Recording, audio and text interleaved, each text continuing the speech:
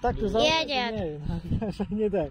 Bo wcześniej jakbyś pojechał tutaj na Dołokąty, tam Dzierżgowo, ileś tam pisze, no to właśnie ja mam tam 7 hektarów, to kurwa żeśmy przyjebali 2 wiadra z damy teraz.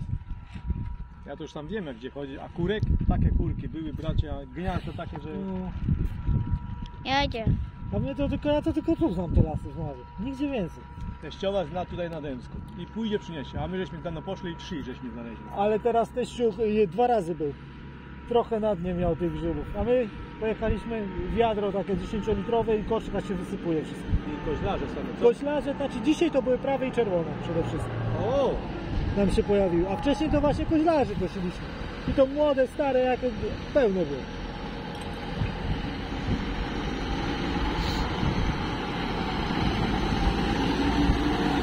Telewizji będzie! No to tak, sławny.